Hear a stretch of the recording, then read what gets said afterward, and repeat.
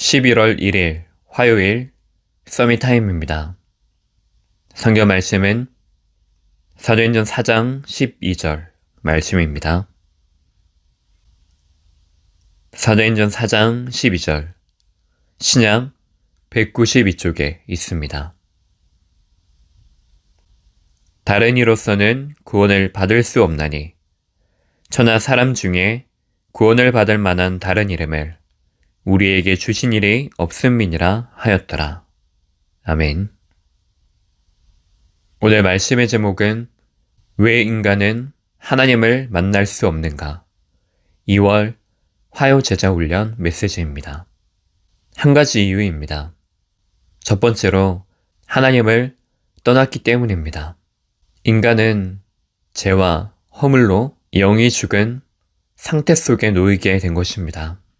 아담과 하와가 선악과를 따먹은 그 행위가 전부가 아니라 불순종한 불신자 상태에 빠진 것입니다.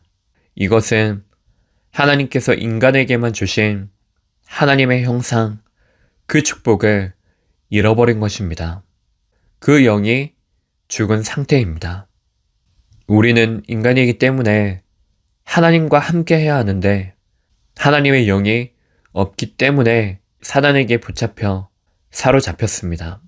그 안에서 모든 것을 할 수밖에 없고 오직 단 한 가지 진리를 알 수 없게 된 것입니다. 하나님을 만날 수 없게 된 것입니다. 그 길이 완전히 가로막혀져 행복할 수가 없고 시간이 가면 갈수록 그 어려움 속에 빠지게 되는 것입니다. 그래서 두 번째로 인간은 하나님을 만나기 위해 지금도 노력하고 있습니다.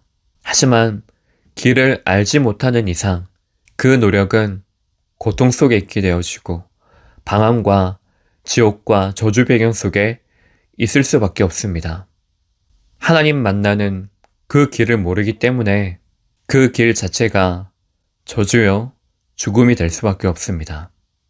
그렇기 때문에 교회를 다녀도 종교 생활을 하게 되어지고 아무리 교회를 열심히 다녀도 그 열심은 복음과 전혀 상관없게 되어집니다.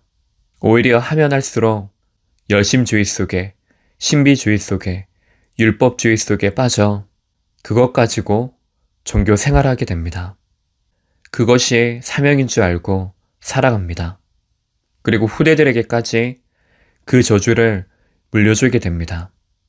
하나님이 주시는 그 생명을 얻지 못하면 아무리 몸부림을 쳐도 아무리 열심히 교회를 다녀도 기도해도 소용이 없습니다.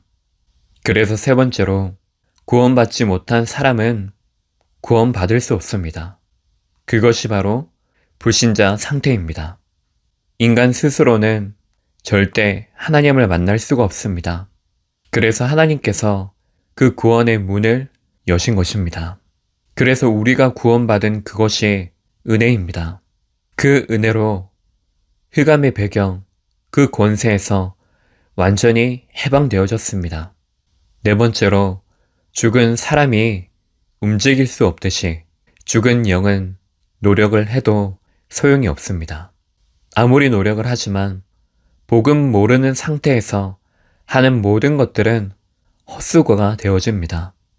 오히려 그 구렁텅이에 더 깊이 빠지게 됩니다.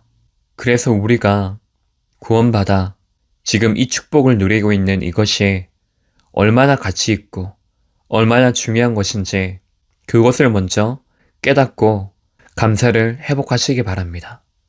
그러면 그 속에 하나님이 나를 향한 그 사명을 누리게 되어질 것입니다.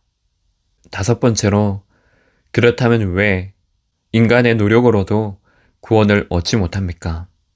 영을 살리는 것은 그리스도 밖에 없기 때문입니다. 구원의 동기는 오직 하나님의 은혜입니다. 그 구원의 수단이 우리의 믿음입니다. 우리의 믿음, 우리의 육이 먼저 되는 것이 아니고 수단일 뿐인 것이고 구원의 원인, 구원의 근본이 되어지는 것은 아닙니다. 마지막 여섯 번째로 악몽에 시달리거나 영적인 병이 있는 자들은 구원받은 그 순간 끝입니다. 악몽을 더 이상 꾸지 않는다. 그것도 되겠지만은 악몽을 꾸게 되어도 더 이상 속지 않는 그 상태 속에 있게 되어집니다.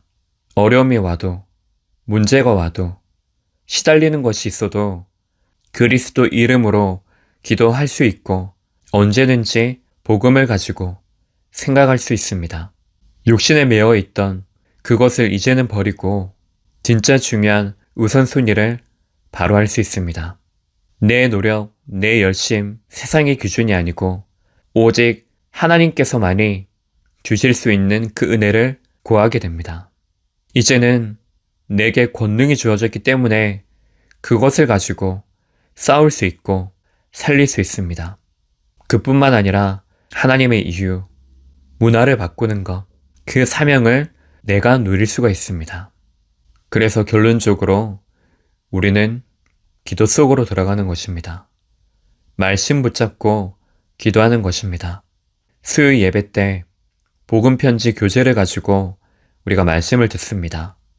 그 시간 불신자에게만 필요한 말씀으로 들어서는 안 됩니다.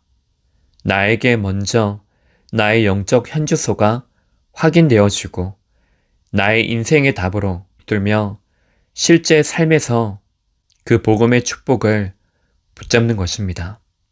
기도하는 그 시간 이미 치유가 시작되어지고 오늘도 말씀 붙잡는 그 시간 치유의 과정 속에 있음을 잊지 마시기 바랍니다.